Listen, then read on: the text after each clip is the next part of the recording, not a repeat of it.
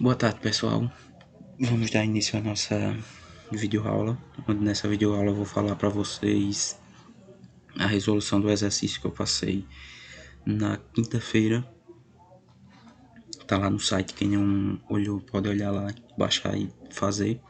E aqui eu vou estar corrigindo aquelas questões. Primeira questão. Em cada um dos três poliedros abaixo, especifique número de vértices, arestas e também o de faces. O que são faces, o que são arestas e o que são vértices?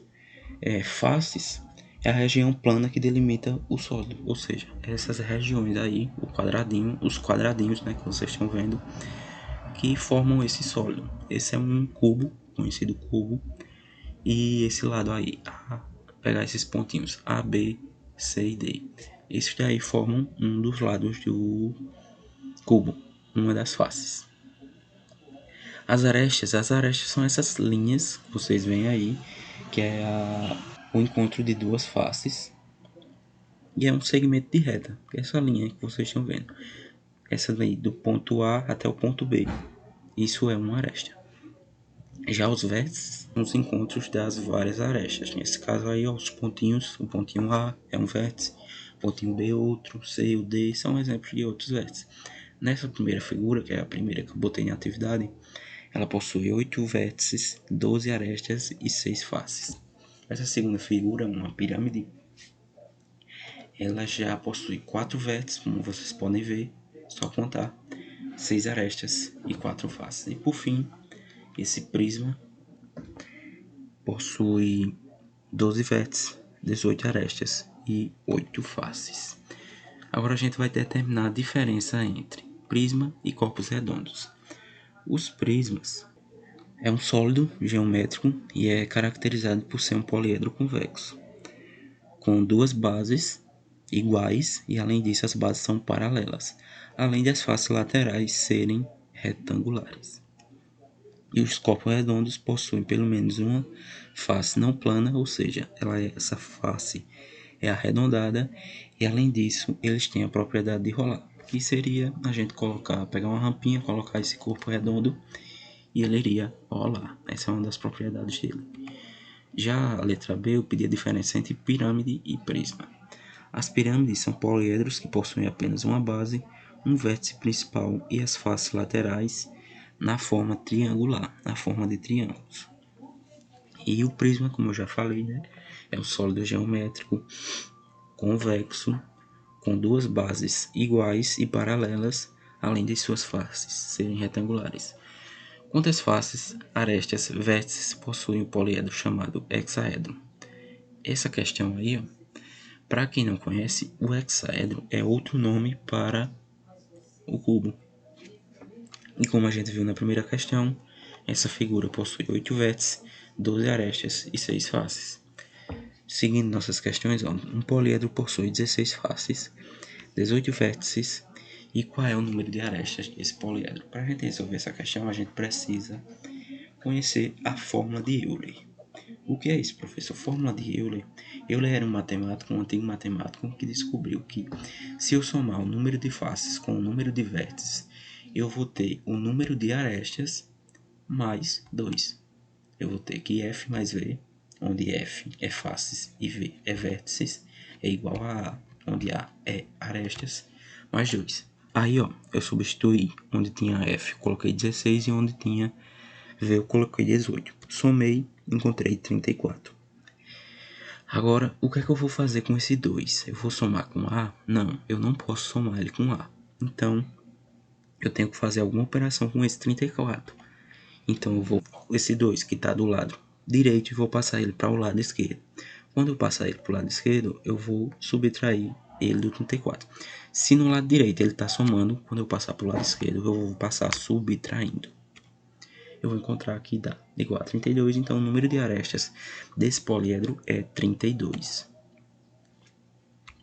Outra questão que eu vou ter que usar a forma de Euler é essa daí. Um poliedro convexo tem 9 faces e 16 arestas. Desse modo, o total de vértices desse poliedro é... Ele quer saber qual o número de vértices desse poliedro. Por isso ele nos deu o número de faces e o número de arestas. Do mesmo jeito, da outra questão, a gente vai substituir. Apenas eu vou mudar porque aí eu vou encontrar o valor de V e não o valor de A, como na outra questão. Então, eu vou substituir F, número de faces, e A, número de arestas. E o que a gente quer descobrir, número de vértices. Agora eu vou somar, vou substituir aí os valores e vou somar 16 mais 2, 18. Agora esse 9 está do lado esquerdo, vai passar para o lado direito. Se ele está somando, vai passar subtraindo. Então, 18 menos 9, a gente encontra que esse poliedro possui 9 vértices. Vocês vão marcar aí, vão marcar a letra B. Essa questãozinha, pessoal, se eu colocar alguma questãozinha dessa na nossa atividade avaliativa, eu vou querer que vocês façam os cálculos e entreguem a atividade com os cálculos. A atividade só vai valer se tiver os cálculos. Então tá certo. Seguindo nossas questões, ó. Quais são os nomes dos poliedros de Platão? São 5, né?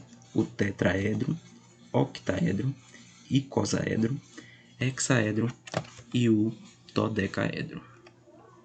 De exemplo dos poliedros conhecidos como os corpos redondos. No livro a gente encontra esses 3 exemplos aí, que são na figura, né? O cone primeiro, o segundo é a esfera e o terceiro é o cilindro. Seguindo, ainda falando sobre poliedros, o que são pirâmides? Como a gente resolveu na nossa segunda questão, eu disse que as pirâmides são poliedros que possuem apenas uma base, um vértice principal e as faces laterais são de forma triangulares. Quais as propriedades principais dos poliedros de Platão? Eles têm as faces, têm o mesmo número de arestas e de cada vértice passa o mesmo número de arestas. Ou seja, toda face que tem todas as faces que tem nesses poliedros de Platão têm o mesmo número de arestas. Ou seja, se eu pegar uma face e for comparar com outra face, elas vão ter o mesmo número de arestas. E de cada vértice dos poliedros de Platão sempre partem o mesmo número de arestas. Se eu pegar um vértice e for comparar com outro, tem sempre o mesmo número de arestas. E são esses aí que eu falei na questão antes, que essas são as 5 figuras conhecidas como os poliedros de Platão. Tetraedro, octaedro, icosaedro, decaedro e o hexaedro. Como podemos chamar uma pirâmide de 8 faces? A pirâmide de 8 faces é o octaedro. E assim finalizamos, pessoal, a nossa aula. Foi a aula de resolução do exercício. O exercício estava fácil.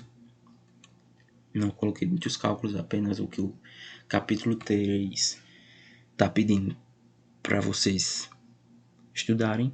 Então, estudem o capítulo 3, estudem essa atividade e assim vocês estarão preparados para a nossa atividade avaliativa.